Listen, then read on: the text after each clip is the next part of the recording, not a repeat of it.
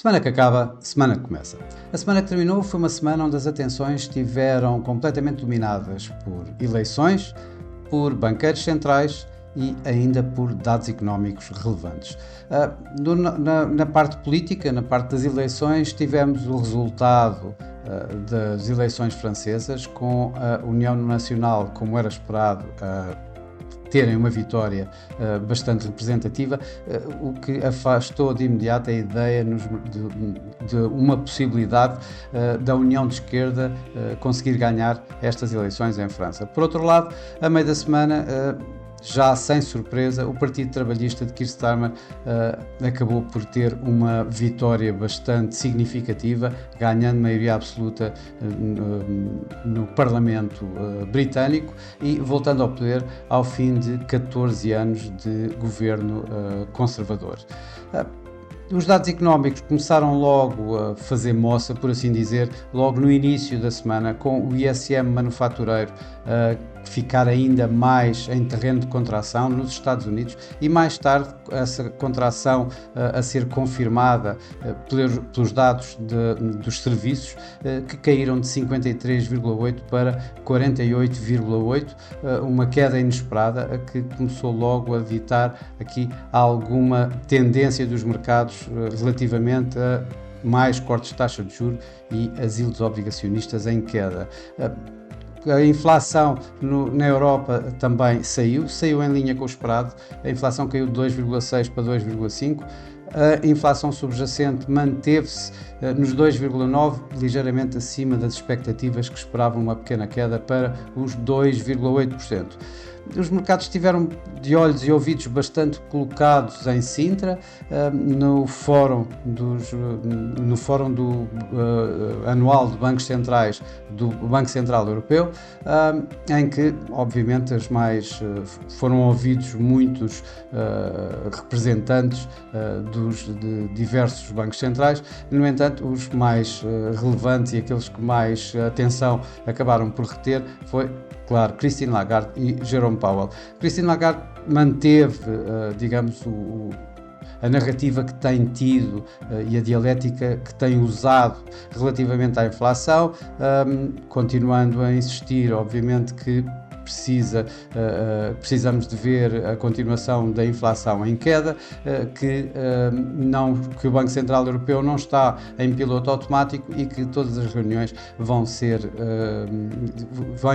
haver discussões em todas as reuniões para decidir sobre cortes de taxa de juros. No entanto, afastou um pouco a ideia de qualquer corte de taxa de juros em julho, provavelmente na reunião seguinte a haver qualquer alteração nas taxas de juros. Já Jerome Powell manteve praticamente o mesmo tom, de alguma forma, que tem tido ultimamente. No entanto, ainda foi um pouco mais dovish. Ele mostrou-se um pouco mais otimista no caminho que a inflação está a levar, no bom caminho, para os 2%, para a meta de 2%. No entanto, continua a reiterar que precisa de ver mais confiança, que os membros do FOMC precisam de ver mais dados como estes últimos que têm visto da inflação para começar então a cortar taxas de juros. Isto pelo meio onde tivemos um dia da independência nos Estados Unidos que retirou os mercados norte-americanos de cena, o que levou a uma diminuição dos próprios volumes negociados esta semana nos mercados financeiros em geral. Os mercados estavam de facto mais à espera dos números mais impactantes, mais sonantes, que são os do mercado de trabalho nos Estados Unidos. Esses números acabaram por também surpreender uma vez mais em alta, de alguma forma, com 206 mil novos postos de trabalho criados, quando o mercado esperava cerca de 190. No entanto, os 272 do mês anterior foram revistos em baixo para cerca de 218 mil novos postos de trabalho. Isto quando o crescimento salarial desacelerou, como esperado, dos 0,4% do mês passado para 0,3% e a taxa de desemprego inesperadamente subiu de 4% para 4,1%.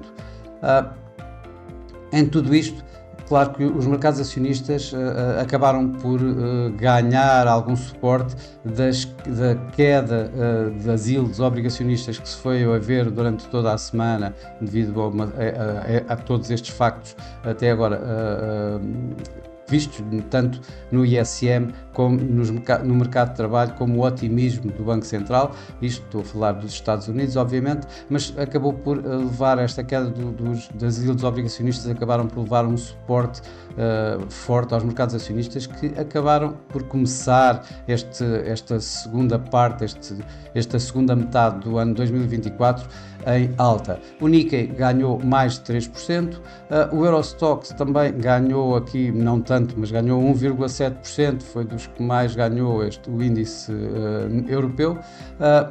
Se retirarmos o CAC francês, que depois dos resultados eleitorais acabou por registrar esta semana cerca de 2,6% de ganhos. Nos Estados Unidos, o S&P 500 ganhou à volta de 2%, no entanto ficou abaixo ainda do Nasdaq tecnológico, que acabou por ganhar mais de 3%, cerca de mesmo perto de 4%, 3,5%.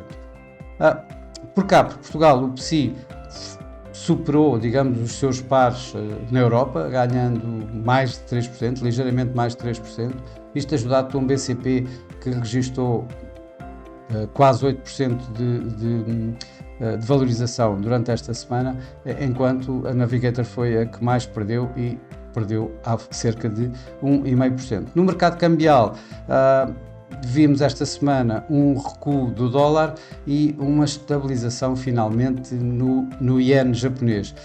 O euro-dólar abriu em gap em alta desta vez. Quando foi anunciado as eleições, fez um gap em baixa.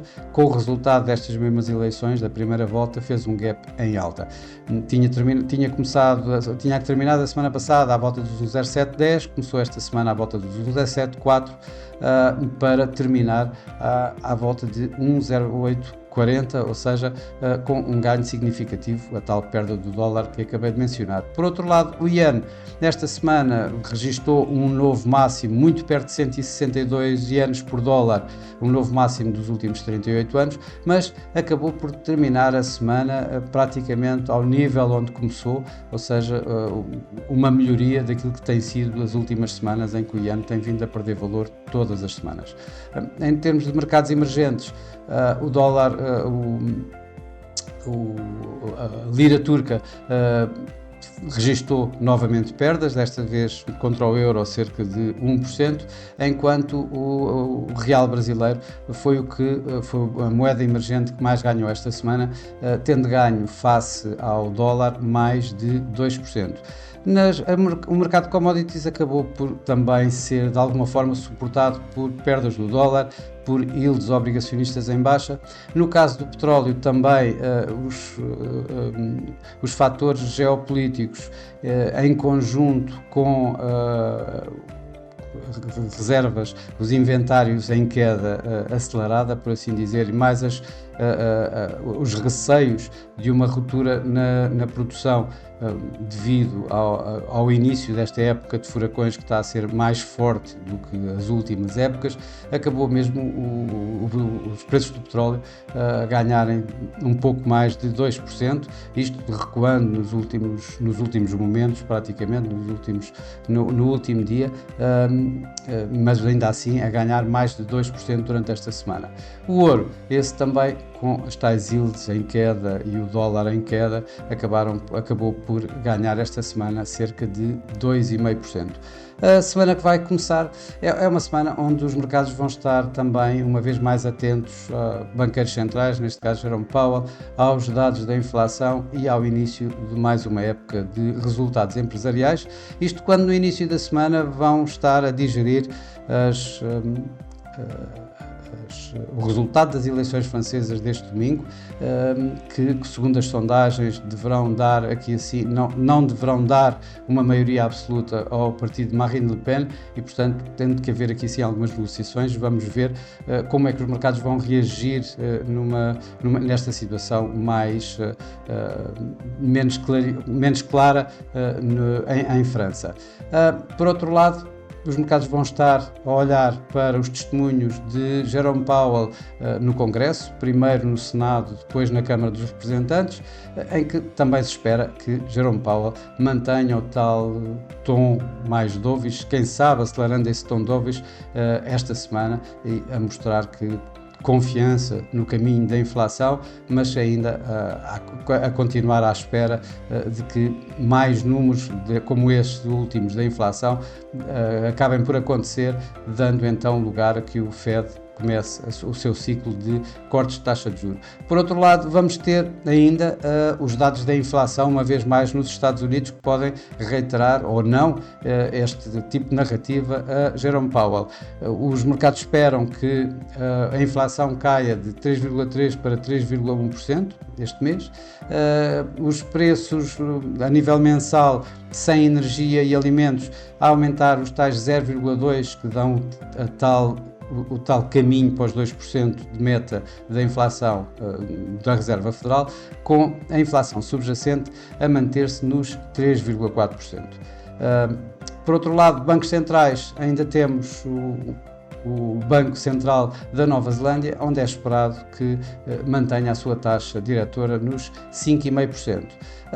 A nível de resultados empresariais, começa esta semana uma nova época de resultados e, como sempre, ela começa com os maiores bancos norte-americanos a apresentar resultados, como o JP Morgan Chase, o Citigroup e o Wells Fargo. Para já é tudo. Espero que tenham uma excelente semana, uma ótima semana de férias para quem começa de férias neste mês de julho, e para a semana cá estarei com mais um Semana que Acaba, Semana que Começa. Até lá!